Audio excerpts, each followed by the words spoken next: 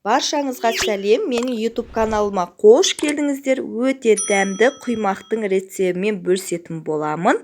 Яғни сары судан жасалынады. Өте дәмді әрі пайдалы рецеппен бөлісетін боламын. Видеоның соңына дейін көріп, тамашалап, лайк басып, пікір қалдырып, тіркеліп алыңыздар. Блиннидің құрамына 3 жұмыртқа, үйдің жұмыртқасын қолданамын. 1 шай қасық ас содасы, жарты шай қасық тұз, жарты кесе қант және сұйық май, 2 ас қасық және де 1 литрдай сары су, 12 стакан қажет болады. Ең алдымен жұмыртқамызды жарып аламыз ыдысымызға.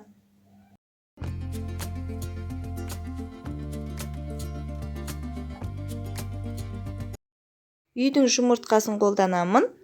3 жұмыртқа қосып, венчикпен жақсылап араластырып, үстіне жарты кесе қант салып, тағы да бір араластырып аламыз. Келесі жарты қасық шай қасықпен мөлшермен тұз салып, жақсылап араластырып аламыз. 1 шай қасық мөлшермен ас содасын салып, тағы да жақсылап араластырып аламыз. Келесі сары судан біразын құйып, жартысын мөлшермен құйып, жақсылап араластырып аламыз. Келесі ұнымызды 1 стакан мөлшермен илегіштен өткізіп аламыз да, жақсылап араластырып аламыз. Достар, егер де менің рецебімді көріп отсаңыздар, лайк басып, пікір қалдырып, тіркелуді ұмытпаңыздар. Өте дәмді әрі пайдалы, әрі оңай, жеңіл жасалынатын рецеппен бөлісіп отырамын. Менімен бірге болыңыздар.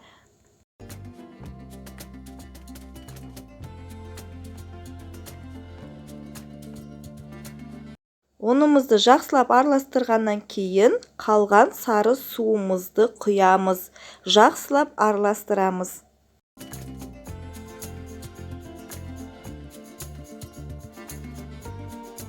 Сары суды құйғаннан кейін тағы да 1 стакан мөлшермен ұнды салып, жақсылап араластырамыз. Бар болғаны 2 стакан ұн қажет болады. Ұнымызды ешқандай түйіршік қалмайтындай жақсылап араластырып аламыз.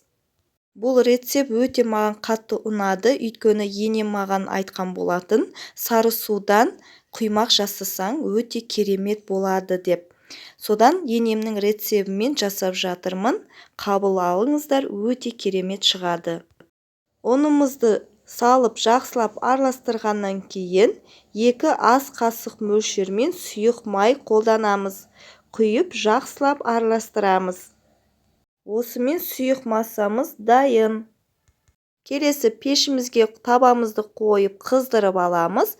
Майды жағып, үстіне сұйықтығымызды құйып, құймағымызды пісіріп аламыз.